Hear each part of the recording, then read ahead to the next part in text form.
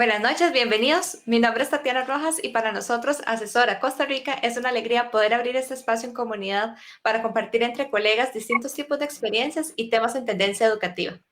Hoy hemos preparado un espacio para aprender o reforzar algunas ideas que nos pueden ayudar a hacer de nuestras clases virtuales algo diferente y aprovechar al máximo los recursos y el tiempo para activar las habilidades que vamos trabajando con los chicos. Nuestro objetivo, principalmente como asesora Costa Rica, es que podamos ir abriendo esos espacios para aprender y compartir, reforzando distintas estrategias de innovación educativa, pero hacerlo con fundamento y de una manera práctica para que podamos aplicar en nuestras aulas e incluso en casa. Tenemos además un invitado especial, el director de la Academia LUA, Jeffrey Luke, quien en breve se presentará y junto a él estaremos desarrollando este espacio de conversación en el que iremos viendo el paso a paso para aplicar el ABP desde un enfoque STEAM para trabajar con los chicos, los hábitos y rutinas por medio de un proyecto de programación. Aprenderemos a programar sin tener el equipo en casa y poder aún así desarrollar habilidades computacionales y rutinas con nuestros chicos. Les solicitamos antes de iniciar las presentaciones que hemos preparado para ustedes que mantengamos los micrófonos y cámaras apagados y los abramos únicamente durante el espacio de conversatorio que hemos asignado en el último segmento de este webinar. Les cedo la palabra a nuestro invitado y posteriormente daremos inicio con el tema. Jeffrey. Muy buenas tardes, como dice Tatiana, mi nombre es Jeffrey Luque, yo soy el director y fundador de Academia LUA. LUA nace en el 2016 ante la necesidad de poder brindar una oferta educativa distinta a lo que estábamos acostumbrados. Empezamos a incursionar en el área de STEAM con los centros educativos y en el área de Makerspace. ¿Por qué un Makerspace? Porque nos encanta poder brindar espacios de diseño, de creación y desarrollo de proyectos. Actualmente contamos con un programa de robótica y tecnología educativa. Contamos con más de 15 centros educativos a nivel nacional de Costa Rica y más de 1.200 estudiantes activos. Además de trabajar con los centros educativos, también hemos pensado en los docentes y también en los padres de familia y las madres de familia que quieren incentivar la participación de sus hijos en estos espacios de innovación. Por eso hemos creado una plataforma virtual, una academia virtual de STEAM donde los estudiantes puedan formar y llevar esos cursos de forma sincrónica y sincrónica y poder acceder a cursos virtuales para acercarse a este gran mundo tecnológico. Esperamos que este espacio que hemos preparado con mucho cariño para ustedes sea de provecho para cada uno de los presentes y podamos obtener también ideas para poder realizar en casa y compartir con sus hijos y estudiantes. Ok, muchísimas gracias, Jeffrey. Bueno, para dar inicio a este tema, ¿verdad? Los dos grandes enfoques que estamos trabajando es el ABP, el aprendizaje basado en proyectos, y el enfoque STEAM o STEM. Es muy importante para empezar a desarrollar todo este tema que tengamos claro que STEAM es un enfoque, ¿verdad? No es una metodología ni es un espacio físico en sí. Podemos desarrollar experiencias de aprendizaje STEAM desde cualquier nivel, siempre que se tengan presentes los aspectos básicos que engloban el enfoque. La integración de las habilidades que se relacionan con las áreas de ciencia y matemática, aplicando los procesos de ingeniería, el uso de distintos tipos de tecnología que no se limitan a los dispositivos electrónicos o digitales o incluso los robots. Y además, buscar el ir potenciando las habilidades múltiples desde el trabajo colaborativo, el pensamiento crítico, la comunicación, la creatividad en todas sus posibles expresiones. Como alternativa a estrategia didáctica para la mediación en un enfoque STEAM, podemos optar por la metodología que engloba el aprendizaje basado en proyectos o el ABP, PBL por sus siglas en inglés. Esto comprendiéndolo como una opción auténtica y rigurosa que sigue su propia metodología, pero que comparte principios de enseñanza no tradicional y potencia de su dinámica. Por ejemplo, podemos visualizarlo en la imagen, el protagonismo del estudiante a partir de una idea que es desarrollada por él mismo en colaboración con sus pares y para la solución de problemas. Entonces es muy importante que, tomando en cuenta estos aspectos que engloban ambos enfoques, podamos nosotros como docentes, inclusive como papás en nuestra casa, ir desarrollando prácticas con nuestros chicos que nos permitan ampliar los horizontes de los chicos en la forma de pensamiento, de resolución crítica de los problemas que se les presentan y hacerlo de una forma innovadora, ¿verdad? Inclusive, bueno, si podemos visualizar el tema de integrar las tecnologías es muy importante. Asimismo, en el enfoque del ABP, que debe ser un proceso auténtico, que englobe un proceso, un paso a paso, podemos visualizar que debemos tener claro cuáles son las fases, ¿verdad? Tener los objetivos, las habilidades, los roles y tareas para un fin específico. Muchas veces trabajamos el ABP como un proceso aislado, ¿verdad? Que responde solamente a la comprobación de un contenido o un tema específico, pero si lo trabajamos ampliamente en su metodología y lo integramos a lo que es STEM, podemos ampliar el proceso y de una forma activa procurar el trabajo colaborativo para una meta común.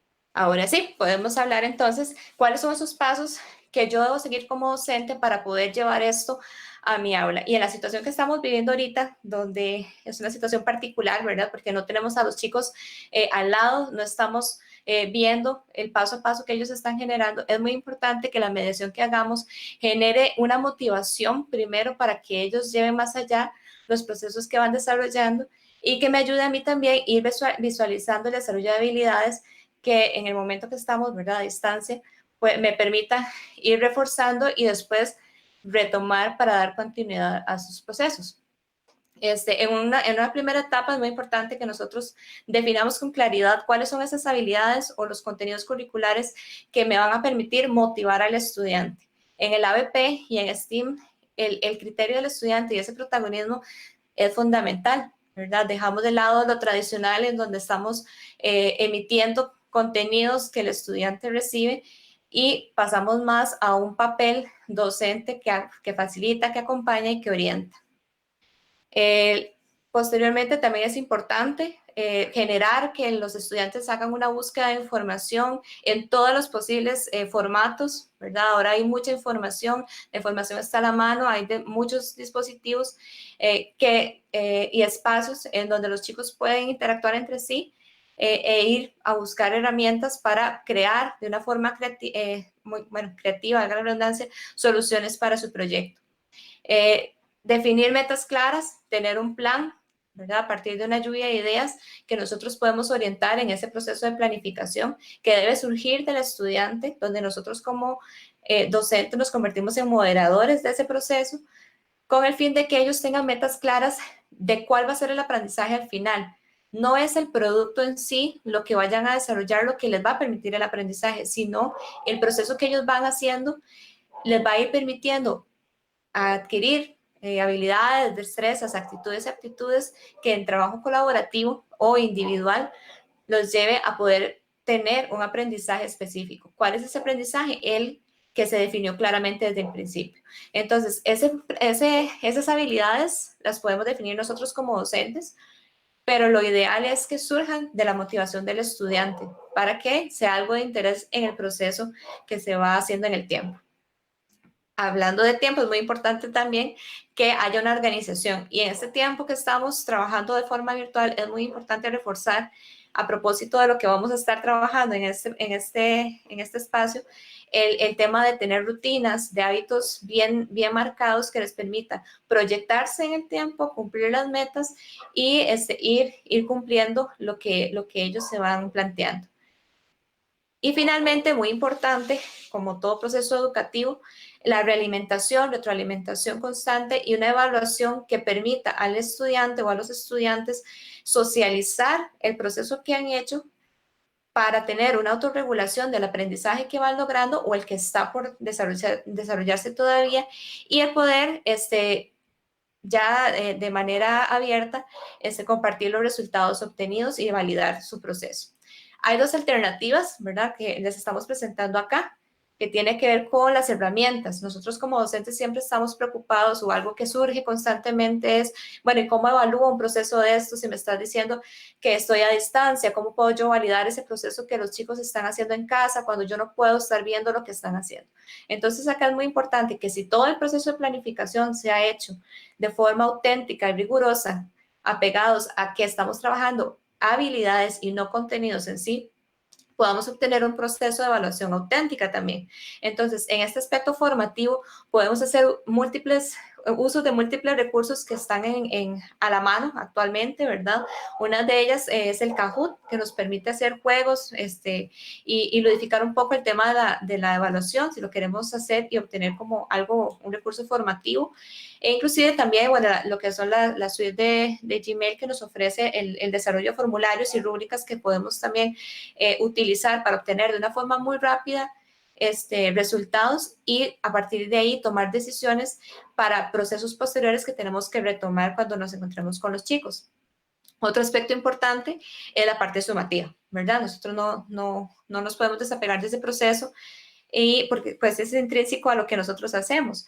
Y una de las opciones que estamos dando para este proceso particular, pensando en que es un proceso que se puede dar en el tiempo o que nos permite darle realimentación a los chicos para el mejoramiento, es la rúbrica de una entrada o el one point. Entonces, ¿cuáles son las características? Estamos acostumbrados a utilizar rúbricas más extensas, donde nos hablan de habilidades específicas, los aprendizajes esperados específicos, y ya el estudiante y el docente, cuando tienen el instrumento, tienen muy claro cuáles son los parámetros, ¿verdad?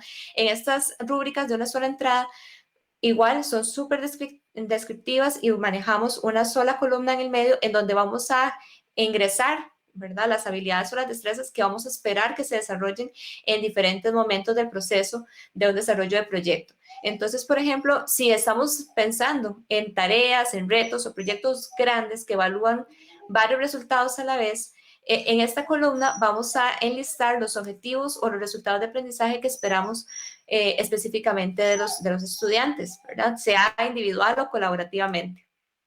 También podemos utilizarlo para actividades más pequeñas o más enfocadas, cuando, por ejemplo, usamos el proyecto como una actividad de cierre, que no es lo ideal porque la idea y la riqueza del ABP es que nosotros podamos ver en un tiempo prolongado el desarrollo de las diferentes habilidades y la aplicabilidad que ellos tienen.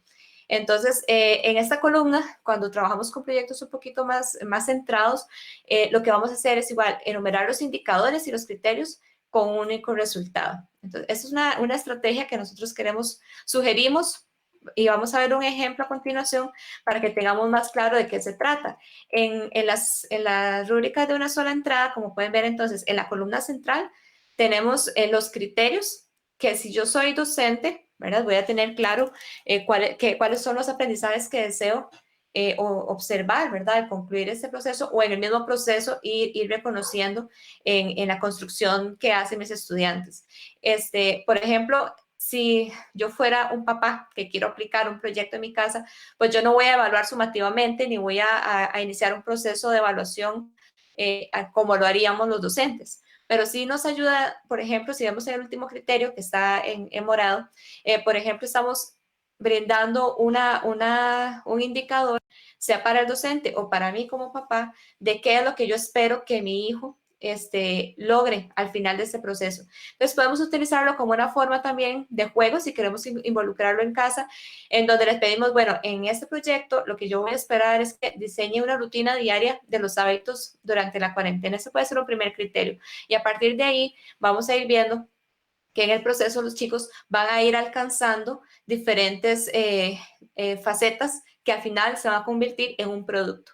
En la columna izquierda y en la columna derecha, nosotros vamos a ingresar también información y también vean que está en blanco, ¿verdad? Esa información la generamos nosotros a partir de los resultados que se van viendo. A favor de este tipo de rúbrica está la apertura que nos da para hacer un proceso formativo de calidad y muy descriptivo. Quizás una desventaja que para el aspecto de tiempo del docente es que sí nos implica un poco más de producción porque hay que estar alimentando durante el proceso todos los aspectos por mejorar, ¿verdad? Y los aspectos logrados que podemos ir identificando. Pero es una herramienta que tiene mucha riqueza que podemos aprovechar. Ahora sí, ¿cómo promuevo el ABP y el STEAM desde mi casa? ¿Verdad? O desde la casa de mis estudiantes, porque la realidad que estamos viviendo ahorita y que la intención de este espacio conversatorio es que podamos incluir en nuestras estrategias de clases virtuales actualmente el ABP. Entonces, algunos consejos, algunos tips que nosotros queremos dar en esta ocasión para aplicar el ABP como padre de familia en mi casa, si quiero aplicarlo de esa forma, o yo como docente poder trasladar a las casas prácticas de proyectos y facilitarme en todos los sentidos el trabajo de acompañamiento. Primero, programar espacios creativos para y con los estudiantes. En ABP, en STEAM, como les decíamos, el protagonismo del estudiante es fundamental. Es lo principal, es lo que enriquece todo el proceso. Entonces, pensar en que lo que vayamos haciendo con los chicos primero sea un factor de motivación, ¿verdad? Ya lo hablábamos antes. Entonces, podemos incluir lecturas cortas, el compartir anécdotas y que a partir de esas anécdotas puedan surgir ideas de proyectos por realizar, el compartir videos, fotografías, noticias actuales, pequeños retos que se puedan compartir en los espacios sincrónicos o previos a los encuentros. Incorporar estrategias de activación y motivación previa al proyecto, que va enlazado a eso que les hablaba, ¿verdad? Nosotros podemos, como padres de familia y como docentes, sugerir que haya un previo al momento en que vamos a empezar a desarrollar nuestras actividades de aprendizaje, tal como lo hacemos en los espacios físicos, ¿verdad? Cuando estamos en el aula, no empezamos la clase de una vez. Por lo general hacemos una introducción, motivamos a los chicos, se abre un pequeño espacio de conversación y en casa no debería ser diferente. Entonces, ¿cuál es una de las sugerencias? Podemos aplicar técnicas de mindfulness, ¿verdad? Llevando a los chicos a estar concentrados en el momento en el que van a empezar a trabajar, que sea un momento que esté ambientado, que haya un espacio que motive a los chicos a trabajar, un juego o un diseño de espacio en donde los chicos puedan crear, ¿verdad? Y sentir que ese es su lugar en ese momento, porque no estamos en la escuela, donde ellos tienen tal vez su espacio fijo de trabajo, donde saben en qué forma pueden ir desarrollando sus tareas. Entonces, esto es importante, ¿verdad? Promover que el trabajo en equipo se pueda generar. La distancia a veces o por lo general nos está causando una segmentación y sí, hay un proceso que debe acompañarse un poco de forma particular y de forma individual, pero también el generar los espacios más interactivos con los estudiantes, creando subgrupos para atenderlos de forma sincrónica, escucharlos, ¿verdad? Que los chicos nos sientan cercanos y que la motivación de hacer estos proyectos, de hacer cosas creativas, de hacer las cosas diferentes, no sea una imposición para generar un aprendizaje porque sí, sino que sea una motivación porque hubo algo más allá que los movió y que sea ese motivo el que genere que en el tiempo podamos seguir acompañando a los chicos y haya un aprendizaje significativo. Finalmente, bueno, la integración de las familias es fundamental en todo este proceso. Ahora estamos enseñando a la distancia, estamos acompañando a los papás también, y los papás nos están acompañando a nosotros de forma activa en las casas, entonces es muy importante que podamos abrir en los espacios sincrónicos, de pronto un invitado especial que sea uno de los papás que nos venga a alimentar el proceso o el tema del proyecto que estamos trabajando. Podemos compartir los productos de los proyectos que los chicos van desarrollando, ¿verdad? Esa parte de la socialización, del acercamiento, de comunicar, de escuchar opiniones de los demás y enriquecernos de eso es fundamental que no lo perdamos. Incorporar ideas de los estudiantes y padres de familia y hacer un monitoreo. Es importante, si normalmente en las escuelas, en los colegios, inclusive en las universidades, el escuchar a mis pares y saber cómo estamos, ¿verdad? No dejar de lado que seguimos siendo seres humanos, que estamos viendo toda la misma situación y nos estamos enfrentando a retos diferentes. No dejar de lado esto, ¿verdad? E ir incorporando esas actitudes o las emociones que los chicos están teniendo respecto a los procesos y sobre ello seguir construyendo las innovaciones o las nuevas ideas que tengamos para trabajar con ellos. Vamos entonces ahora sí a entrar a la parte práctica. Nosotros lo que hemos pensado, ¿verdad? Y que junto con Jeffrey es cómo hacer una estrategia, cómo podría yo aplicar un proyecto en mi casa con lo que tengo, ¿verdad? Sabiendo que nuestros estudiantes no todos tienen una computadora, no todos tienen acceso a Internet, no todos tendrán un robot que puedan programar en casa.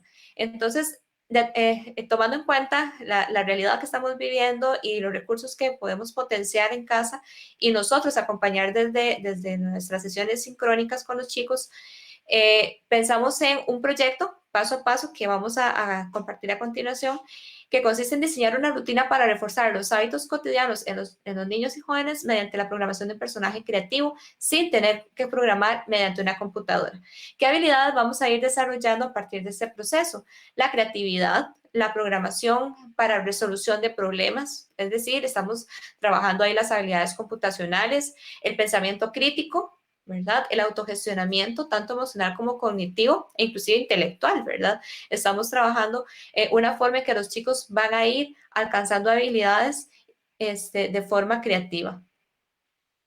Entonces, para ir visualizando, bueno, ¿de qué forma yo podría trabajar eso si tengo chicos de preescolar o si tengo chicos de secundaria o no? Yo estoy en primaria, si tengo chicos con bajos o con pocos recursos para poder desarrollar un robot, ¿verdad? O para poder crearlo, o si tengo chicos que tienen toda disponibilidad. Entonces, la versatilidad que nos da el ABP y que STEAM viene a aportarnos va mucho más allá de que yo integre tecnología como un recurso visible, ¿verdad? Una computadora o un robot. Nos lleva a pensar de qué forma yo puedo construir conocimiento desde lo que tengo. Entonces, por ejemplo, si yo trabajo con chicos de edades tempranas, el desarrollo de este proyecto puede motivar a que el niño lo vea como un juego, que es lo ideal, ¿verdad? Que todos los procesos sean motivantes para ellos y modificar las experiencias es una herramienta muy útil. Entonces, por ejemplo, el robot podría convertirse en un proceso de crear ellos mismos un personaje que ellos pueden adoptar, ¿verdad? Entonces, es una alternativa. Ahí podemos ver el ejemplo. Otra opción es si yo puedo o tengo a la mano recursos como los que vemos allí, ¿verdad? Baterías, un generador. Entonces, ya con chicos más grandecitos, ¿verdad? En edades de segundo ciclo, por ejemplo, inclusive tercer grado todavía, nosotros podemos trabajar la construcción de un Wigglebot o podríamos inclusive ya incorporar otros elementos si los tenemos a mano e ir subiendo el nivel al proyecto respecto a lo que yo desee reforzar en el proceso. Importante en sí, el proyecto no es la construcción, o lo importante del proyecto no es la construcción del robot, sino las habilidades que vamos a ir reforzando en el proceso para aportar, o en este caso de nuestro objetivo propiamente, el reforzar las rutinas y los hábitos que en este momento que estamos viviendo hemos identificado como una situación que tenemos que reforzar, ¿verdad? Trabajar muchísimo y que para los papás inclusive es importante que lo podamos ir trabajando y no dejarlo de lado porque se vuelve una complicación al final, ¿verdad? Entonces, bueno, la idea del proyecto en sí debería integrarse como un juego, ¿verdad? Lo hablamos antes. Entonces, lo que nosotros le presentaremos a los chicos es un primer reto de dibujar un código. Entonces, ¿cómo dibujaríamos este código? El código se basaría primero, muy importante, es tener, como lo estamos integrando, rutinas diarias. Por ejemplo, acá en la imagen hemos diseñado una rutina, bueno, en la imagen nos muestra una rutina diaria, ¿verdad? De me levanto, me baño, me lavo los dientes, me desayuno, me peino, ¿verdad? Entonces, identificar cuáles son los hábitos diarios que definen la rutina de mi hijo o de mis estudiantes. Este proceso debería hacerse junto con los chicos, ¿verdad? No dándose ya como un hecho porque cada chico tiene una realidad, tiene una situación en su casa particular. Entonces, al diseño del código, al dibujo del código, deberíamos incorporarle entonces, por ejemplo, ahí tenemos presentado un símbolo numérico y un símbolo gráfico, una flecha que nos va a decir arriba, abajo, derecha, izquierda, y acá podemos inclusive integrar habilidades en el reconocimiento del espacio personal, lateralidad, ¿verdad? Los hábitos de higiene, hábitos de estudio, si es lo que queremos reforzar. Entonces podemos acá, si vemos en el ejemplo, ¿verdad? Nosotros podemos, ese es un recurso, de hecho, que lo pueden encontrar en línea. Hay muchísimos tipos de plantillas lindísimas que nosotros como docentes podemos utilizar, son recursos abiertos.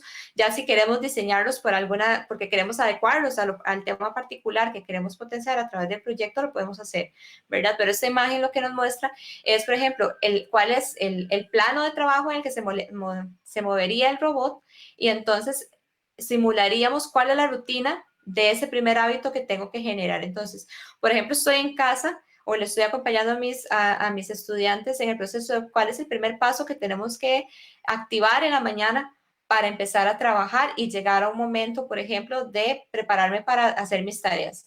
un primer paso sería el bañarme, ¿verdad? Entonces, en la plantilla que vendría sin las flechas, los chicos deberían generar el diseño gráfico del camino a seguir, ¿verdad? Que ya ahí nosotros lo hemos incorporado y a partir de ahí interpretar el código que representa esa actividad. En el caso de la rutina que estamos mencionando ahí, que es el baño, el código lo interpretaríamos como 23, 23, 32, ¿verdad? Entonces, a razón de que lo podamos utilizar inclusive como un juego que incorporemos en casa, nosotros podemos comunicarnos en códigos, ¿verdad? Y si el código es muy largo, podemos utilizar solo el final del código. Entonces, por ejemplo, a la hora de que empecemos a jugar con los chicos en la mañana, nosotros podemos sugerirles, bueno, es hora del código 32 y podemos invitarlos a empezar a generar, ¿ok? Esa rutina que hemos codificado previamente, ¿ok? Entonces, a partir de acá, yo le voy a dar el pase a Jeffrey porque él ha preparado un material lindísimo donde podemos reforzar todas estas habilidades de programación y desarrollo computacional. Y a partir de acá, entonces, él estaría compartiendo todo el proceso que hemos desarrollado. Jeffrey. Bueno, perfecto. Como dice Tatiana, creo que esto es un material que nos puede funcionar tanto a los docentes como a los padres de familia, porque la idea de esto es que podamos involucrar a la máxima cantidad de niños, ¿verdad? Entonces, para que si nos están viendo los docentes, puedan saber que es una herramienta que pueden utilizar con sus estudiantes a raíz de todo lo que estamos viviendo, como dice Tatiana, en la parte de educación virtual, ¿verdad? Y cómo humanizarla a pesar de los avances tecnológicos que tenemos a la mano y en los padres de familia de cómo poder incursionar con los niños en casa. ¿Ok? Lo que nosotros tenemos preparado para ustedes, que de hecho pueden encontrar en un link descargable que le vamos a mandar por correo o poner donde vayamos a poner esta réplica de video, es que ustedes puedan también descargar y ver una ayuda o ejemplos de elementos de programación que podemos hacer. Porque ¿cuál es la idea principal? ¿Ok? La idea principal es poder involucrar a los niños en esa lógica computacional o ir empezando un poco a entender cuáles son los elementos de programación que podemos tener en casa, ¿ok? Antes de empezar, quisiera agradecer porque también este es un trabajo conjunto que no solo hicimos con Tatiana, sino que también la idea nace con una conversación con una colega, Andrea Madrigal, entonces también agradecerle a ella por el trabajo.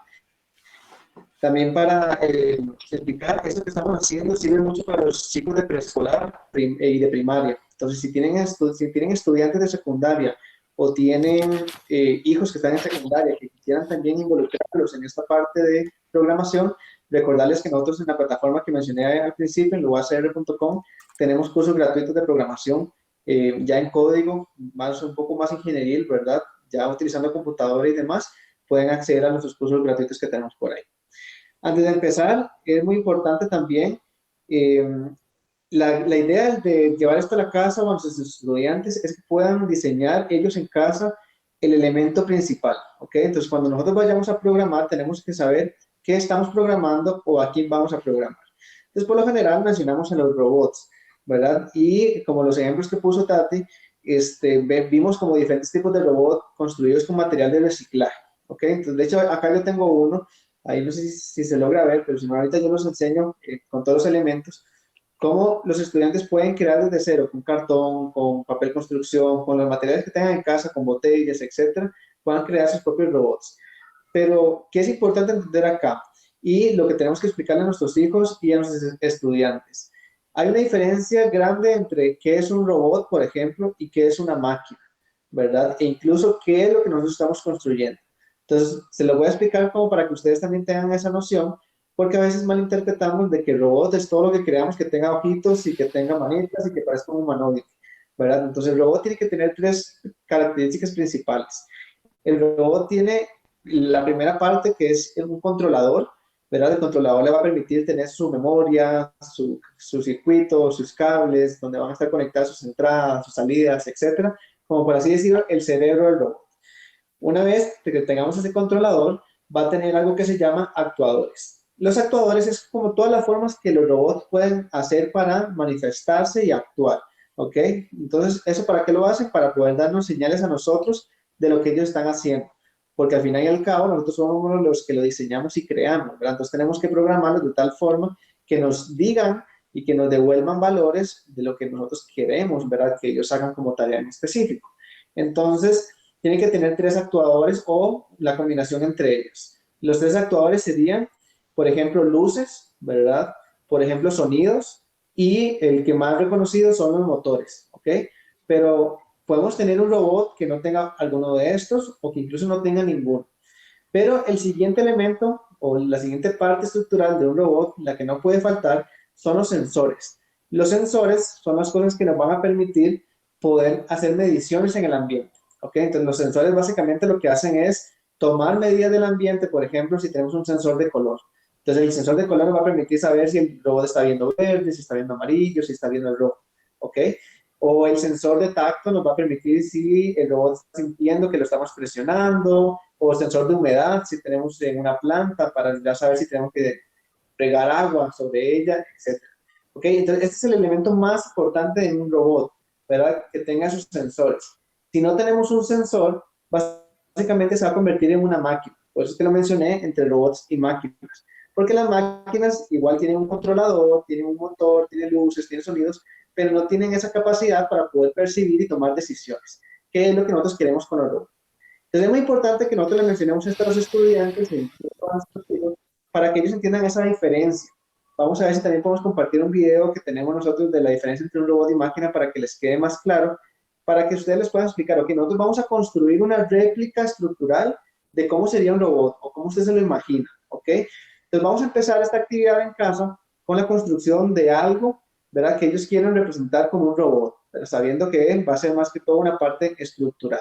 Cuando ya tengamos ese diseño, la idea es que ustedes pues, puedan compartir también como en familia o con sus estudiantes esa creación de ese elemento con materiales de reciclaje como mencioné anteriormente. Una vez que tengamos eso, vamos a pasar a, a resolver como la parte de medición.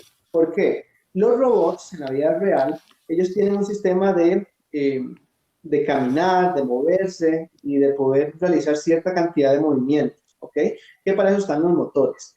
Entonces, este proyecto se basa más que todo para poder nosotros en casa, sin necesidad de comprar un kit, ¿verdad? De robótica o electrónica, etcétera, es que ustedes lo puedan fabricar en casa, ¿ok? Entonces, como sabemos de que los robots que nosotros vayamos a crear o las piezas estructurales que vayamos a usar no se van a mover por sí solas y tampoco tienen como un sistema de medición, nosotros tenemos que crear. ¿Eso qué quiere decir? Digamos que ustedes crean como yo, que creamos acá un pequeño tren o un pequeño carrito, ¿ok? Ese carrito tiene que tener un movimiento. Entonces, si yo le voy a decir a mi hijo, ok, vamos a ver y que mi carrito se pueda mover durante 3 segundos. ¿Cuál es el problema de manejar nosotros el tiempo con un aparato que nosotros mismos estaríamos moviendo? Que no es lo mismo, por ejemplo, que yo vaya a la pulpería o que yo vaya a la tienda caminando, ¿verdad? O que yo camine 10 minutos a que yo corra 10 minutos, ¿verdad? Entonces, si yo corro, voy a recorrer más distancia. Entonces, esto no nos serviría porque la idea de nosotros es poder poner retos para poder aprender la lógica computacional con nuestros hijos. Entonces, si yo construyo un robot, ojalá que tenga ruedas, por ejemplo, para hacerlo más interactivo, y yo quiero programar, por ejemplo, o ponerle el reto a mi hijo que el robot tiene que ir desde el sillón de la casa hasta la puerta de la casa, ¿ok? Entonces, la mayoría de pisos, por ejemplo, tienen azulejos, ¿verdad? Ahí lo puse yo como ejemplo. Entonces, eso nos puede servir de medición. Cuando los elementos que vamos a ver, van a ver ciertos elementos que signifiquen moverse para adelante, para atrás, que gire, que doble, etc. ¿Ok? Entonces, si nosotros le ponemos, por ejemplo, un elemento que signifique adelantar o ir hacia adelante, el estudiante tiene que saber, o nuestro hijo, si estamos en casa, tiene que saber qué significa ese moverse y cuánto se va a mover. ¿Ok? Entonces, vamos a ver en la siguiente diapositiva cómo son algunos de estos elementos para ya luego enseñárselos ya por la cámara.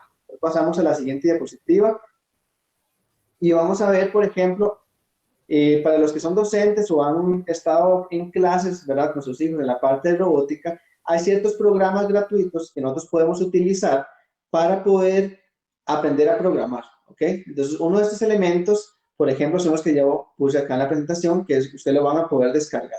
Entonces, son los ciclos, son el wait y el funcionamiento del play, ¿ok? Entonces, por ejemplo, ¿qué es un ciclo? El ciclo es el más grande que pusimos ahí con 2 flechas blancas. Con los ciclos queremos enseñarle a los estudiantes que todo lo que nosotros vayamos a englobar o a abrazar con ese elemento, el robot, en nuestro caso nuestra creación, se va a repetir, ¿ok? Entonces es como por ejemplo que yo le ponga un dibujito de un estudiante levantando la mano dentro de ese ciclo, ¿ok? Entonces, nuestro ciclo hay dos tipos. Están los ciclos que son infinitos, ¿verdad? Que se van a repetir por siempre. Entonces, el estudiante prácticamente duraría toda la vida alzando la mano y bajando. Si queremos que la repita la tarea solamente una, dos o tres veces, en la pancita que tiene por acá abajo, eso nos va a servir para poder decirle y ponerle un número, ¿ok? Yo quiero que lo haga solamente 4 veces, ¿ok? Entonces, ¿para qué nos sirve un ciclo? Nos sirve para que a la hora que estemos enseñando programación, los estudiantes o nuestros hijos puedan acortar los elementos que vayan a utilizar. Porque, por ejemplo, si para llegar del sillón a la puerta de la casa necesitamos que avance 4 espacios y luego gire a la derecha y avance 3 espacios, yo podría programar a mi robot o yo decirle a mi hijo que camine 4 espacios, doble a la derecha y camine 3 espacios. Pero cada espacio me va a representar un elemento, ¿verdad? Camine un espacio, camine 2 espacios, camine 3 espacios, camine 4 espacios. Si nosotros no queremos utilizar tantos elementos de programación, entonces en el ciclo nos va a permitir que nosotros podamos repetir una tarea solamente con un elemento dentro. ¿Ok? Entonces, si yo pongo un elemento de avanzar, se va a significar que va a repetir eso X cantidad de veces. El que tenemos por acá abajo, los dos cuadritos amarillos, estos los tomamos de Guido 2.0, el relojcito de arena nos va a significar un esperar. ¿Ok? ¿Qué significa un esperar? Un esperar nosotros lo vamos a entender de que nuestro hijo o nuestro estudiante, por medio de la creación que realizaron, tiene que esperar a que se cumpla una condición para realizar el siguiente bloque de programación. ¿Ok? Entonces, con esto, ¿qué le estamos enseñando a nuestros hijos y estudiantes? Y es que la programación, la mayoría, son programación lineal. ¿O qué son la programación lineal? Una programación lineal es que el tercer bloque no se va a ejecutar a menos de que se haya realizado el primero y el segundo. Entonces, el esperar, lo que va a hacer es que el robot se va a quedar esperando constantemente hasta que se cumpla la condición que le vamos a poner abajo. ¿Cuáles son las condiciones que vamos a poner abajo? Y en la siguiente diapositiva vamos a ver más elementos que van a venir en el PDF descargable y acá podemos ver ya como los más utilizados. Entonces, por ejemplo, vemos esas dos flechas. Recuerden que nosotros damos acá una idea general, pero ustedes se pueden crear su propio código de programación. Con la flecha que está hacia abajo y hacia arriba, lo que queremos dar a entender es que el robot se va a mover hacia adelante y hacia abajo o hacia atrás. ¿Ok? Pero ¿cuántos espacios? Lo que nosotros definamos como un espacio. Pero recuerden que ustedes tienen que explicar a sus hijos o estudiantes su propio sistema de medición. Ya vimos que puede ser el cuadrado del azulejo del piso. Si no tenemos azulejo, podemos poner un almohadón. Entonces, que una flecha hacia adelante significa moverse todo el recorrido del almohadón. O poner un zapato. Entonces, significa que se mueve un zapato. Entonces, de acuerdo a eso, los 4 azulejos tal vez no sean 4 azulejos, pero tal vez sean 8 zapatos. Entonces, de acuerdo al sistema de medición que realicemos, así es como vamos a ir programando. Luego tenemos las flechas de girar, que son esas que están por acá, de izquierda a derecha. Y acá es muy importante también establecer. Los robots, por lo general en la vida real, tenemos que indicarle cuando él dobla cuántos grados o cuántas rotaciones tiene que girar los motores de las ruedas. Como nuestro robot estructural no se va a mover por sí solo, tenemos que enseñarle a nuestros hijos, que también puede ser un método interesante para ver con ellos, cuáles son los ángulos rectos, ¿verdad? Que es como todas las esquinas que se forman con dos líneas, ¿verdad? Cuando hay una línea perpendicular a otra.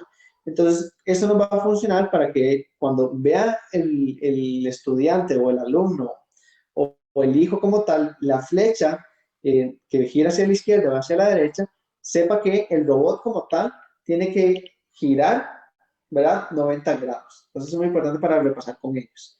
Luego tenemos ese cuadro amarillo grande, ¿verdad? Que es el que parece una E.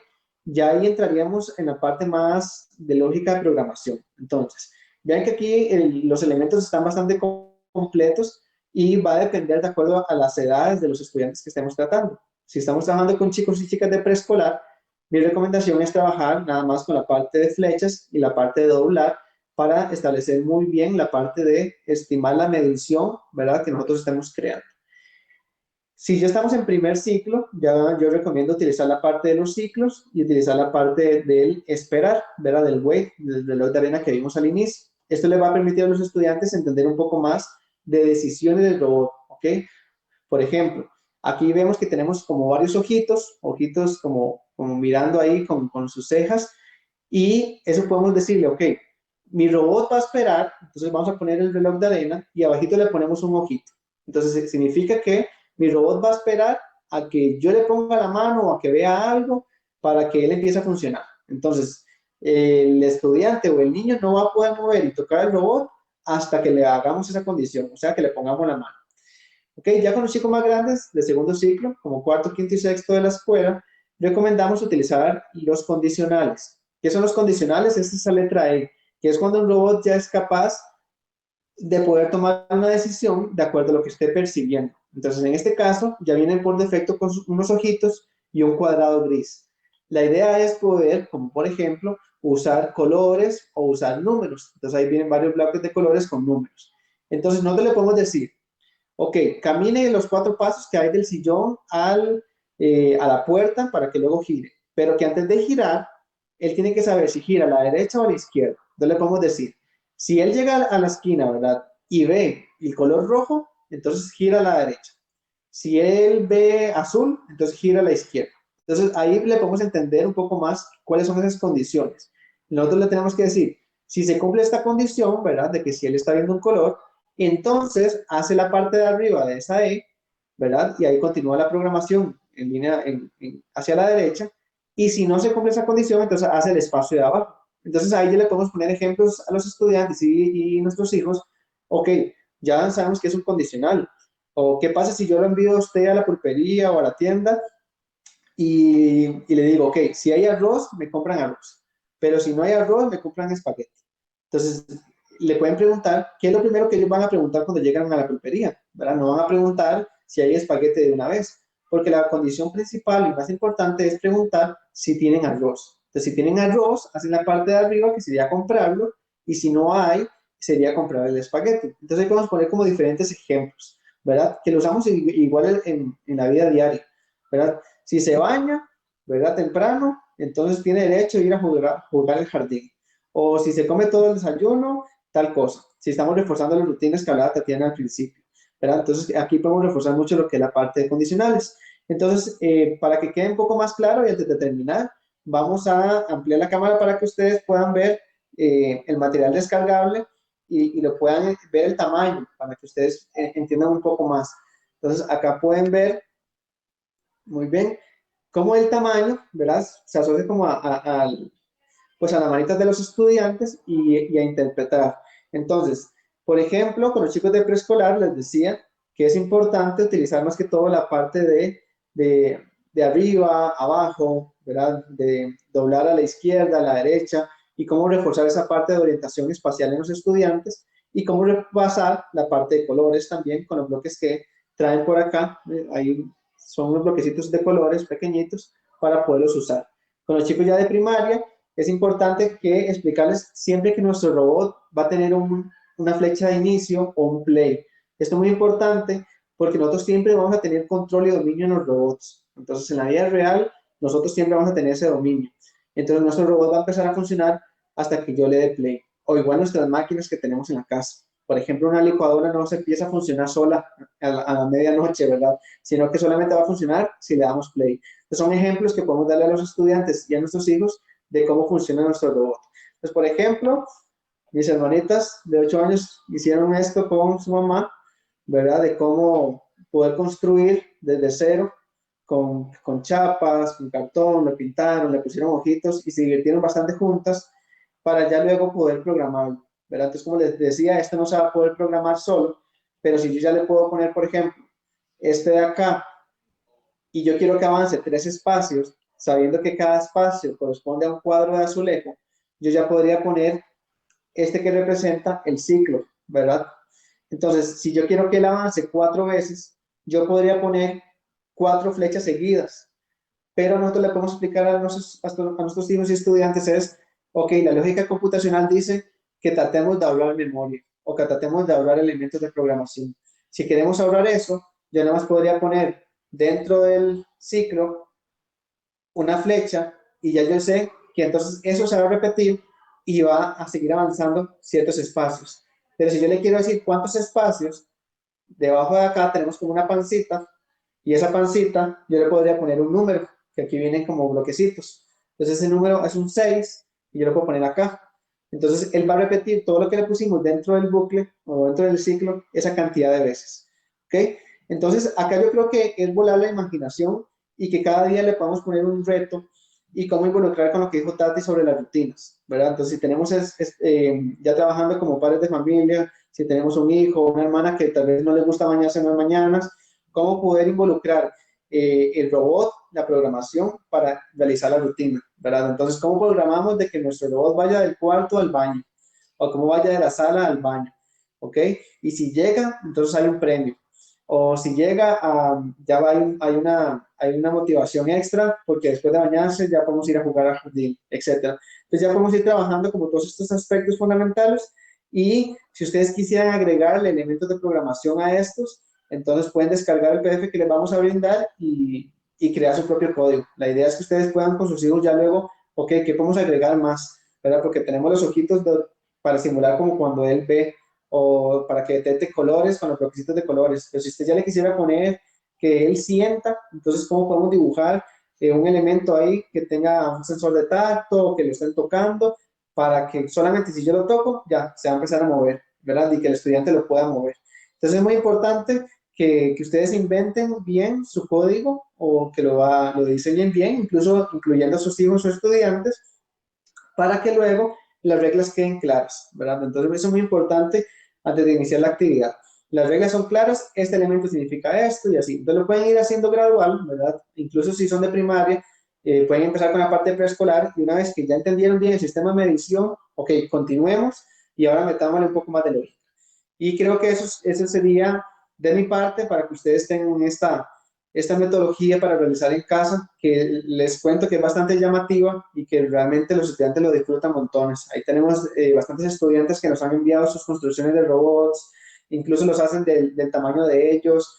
Entonces es un buen método para también involucrar a la familia de que puedan, ¿verdad?, construir su propio diseño de esta parte de robots, ¿verdad?, sabiendo su definición real y los estudiantes lo están disfrutando un montón. Entonces yo los invito a que ojalá puedan tener en casa estos tiempos, ¿verdad? Y cómo ir abriendo esos conceptos computacionales. Si a los estudiantes pues les gusta y ya quisieran pasar un poco más a algo más elevado, les recuerdo que tenemos pues los cursos gratuitos y de pago en nuestra plataforma para que ustedes puedan ya ir avanzando un poco más en esta área. Y recuerden que cualquier duda, ahí tienen los contactos de asesora y de UA también, para que ustedes lo puedan llevar esto a sus escuelas o a sus casas. Entonces, muchas gracias por el tiempo y Excelente. por la participación también. Muchísimas gracias a usted, Jeffrey. Más bien, bueno, en lo personal, ¿verdad? Cuando estuvimos trabajando sobre la idea, me encantó el hecho de que podamos tener alternativas diferentes y concretas para poder hacer con los chicos en casa, porque uno como docente piensa en todas las maneras posibles en que queremos hacer que este tiempo sea distinto, ¿verdad? Que no signifique, bueno, estamos encerrados y no podemos hacer más que estar frente a la computadora y haciendo ejercicios, ¿verdad? Que a veces se vuelven un poquito densos. Y esa era la idea, ¿verdad? Hacer una propuesta diferente, aplicando proyectos en un proceso que nos ayuda a dar herramientas a los docentes, a los papás que están en la casa. Ya, bueno, usted lo vio aplicándolo con sus hermanitas y de verdad se ve que hay detrás de todo el proceso, los chicos lo disfrutan, ¿verdad? Bueno, ahorita teníamos programado abrir el espacio conversatorio. Entonces, tenemos algunas personas que nos están acompañando y bueno, en este momento quisiéramos como abrir ese espacio por si tienen alguna pregunta, algún comentario, para que se nos unan en este espacio de compartir, ¿verdad? De comunidad, que es el objetivo que tiene primordialmente ir haciendo estos webinars, el creando comunidad como docentes. Sí, yo tengo acá una pregunta anotada que nos enviaron y es cómo medir la dificultad, ¿verdad?, con los avances de la lógica de programación. Entonces, creo que también es importante, si tengo un estudiante de 10 años o un hijo de 10 años, ver qué tanto ha avanzado o cómo medir esa parte de dificultad. Como les decía, podemos empezar con la parte preescolar, que era solamente la parte de flechas, ¿verdad?, como para la parte de movilización, y así aprender los conceptos de medición o las unidades de medición. Una vez que ya vemos claro esa parte, podemos pasar a meter otra lógica de programación, ¿verdad? Que sería como la parte del esperar o la parte del play, etcétera. Y si ya cuando él captó, ¿verdad? De que, por ejemplo, si yo uso el esperar que tenemos por ahí y unos ojitos junto con un bloque verde, entonces le podemos decir, ok, esto significa que mi robot va a esperar a ver algo verde para empezar a moverse y le ponemos aquí varias flechas, ¿ok? Entonces eso nos va a permitir y le decimos, ok, tenemos nuestro robot y no va a funcionar hasta que yo le ponga algo al frente que sea verde. Entonces el robot va a esperar ahí hasta que realmente cumplamos esa condición. Cuando él logra entender esa parte de lógica, ya podemos ir avanzando. Entonces no necesariamente que porque ya tener 10 años ya le vamos a explicar los condicionales y que los if y que todo, sino que podemos ir gradualmente. Entonces, por ahí tenía anotada esa pregunta para poder saber cómo escalonar y hacerlo gradual. Yo te tenía una pregunta acá para que tal vez podamos discutirla. ¿Cuáles son habilidades o las habilidades más importantes que considera que estaríamos reforzando el programar en ese formato que es más concreto sin tener como un programa en la computadora con los bloques ya nada más para interactuar? ¿Cuáles son esas habilidades como que son las más importantes? Sin importar, digamos, el nivel con que estemos trabajando. Sí, bueno, incluso con los más pequeños, porque a veces creemos de que la programación va más ligada como a los grandes, ¿verdad? Y dejamos que a los chicos tal vez de preescolar un poco rezagados en esa área. Entonces a los chicos que tal vez estén en el kinder, en preparatoria, esto les va a ayudar mucho también para interiorizar, por ejemplo, los números, ¿verdad? Porque ya al saber las unidades de medición que yo estoy creando, me permite a mí saber, ok, qué son las unidades de medición, cómo mido, podemos hacer los ejemplos con regla, por ejemplo. Entonces, incluso podemos utilizar una regla como unidad de medición de que una flecha de avance significa la regla de 25 centímetros, por ejemplo.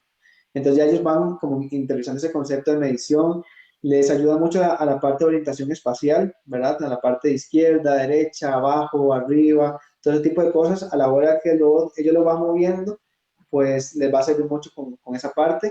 Les sirve mucho repasar la parte de colores, ¿verdad? Cuando ya le podemos meter un poco más la parte de lógica, de que, no sé, no se empieza a mover hasta que vea rojo, o que no dobla hasta que vea verde, etcétera. Entonces, ese repaso de colores también de una forma llamativa. Y en primaria, todo lo que es la parte de lógica computacional le va a ayudar a la toma de decisiones, ¿verdad? Entonces, eso le crea una lógica al estudiante, pues muy llamativa, porque ya empieza a resolver incluso sus problemas diarios de una forma diferente y dinámica. Entonces, eso le abre la mente al estudiante muchísimo para esa toma de decisiones o incluso de crear y diseñar cosas. Y al ellos poder sentarse también y crear nuevos elementos de programación, aparte de lo que nosotros estamos proponiendo acá, también les sirve mucho a esa parte de desarrollo y creación. Entonces es chivísima cómo ellos pueden inventar un bloque de programación que signifique tal cosa, o sea, puede significar cualquiera.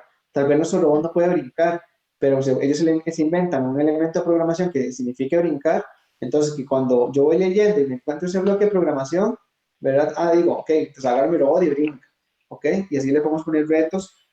Si incluso yo soy un niño de 10 años, si tengo un niño de 7, yo le puedo explicar y empezar a jugar y explicarle a mi hermano, ok, y le pongo retos, ¿verdad? Entonces yo le pongo en la mesa varios elementos de programación y que mi hermanito sea capaz de leer cada uno de ellos y ir replicando con el robot. Entonces, esto es muy llamativo a la hora de imaginación y crear. Entonces, ellos son carguísimas para la parte de creatividad y nuestra responsabilidad es poder explotarlo.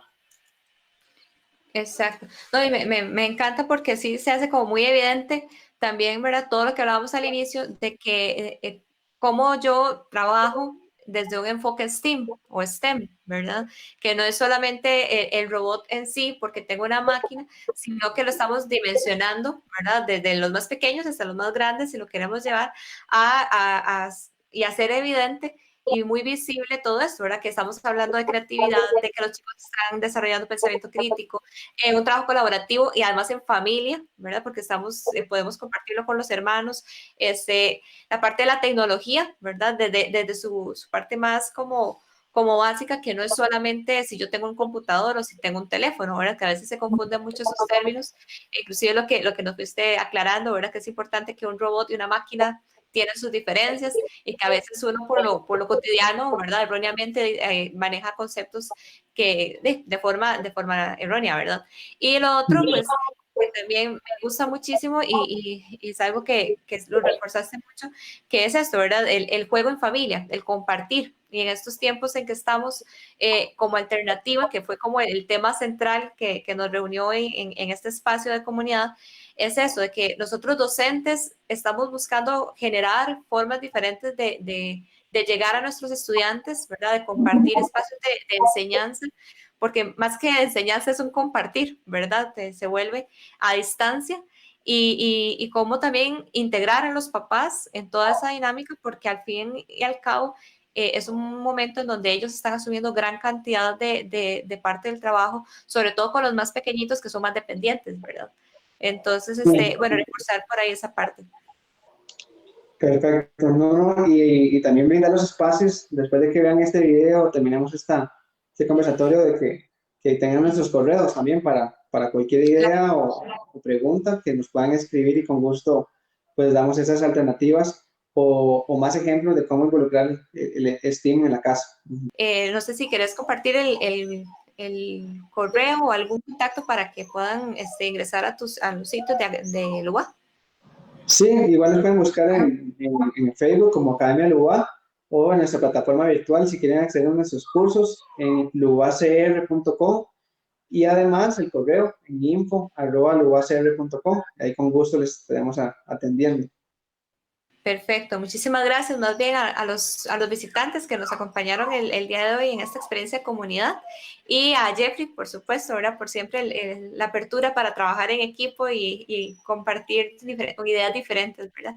Este video lo vamos a estar compartiendo también a través de nuestras redes, en Asesora Costa Rica y en nuestro sitio web www.asesoracostarrica.com. Buenas noches y hasta luego.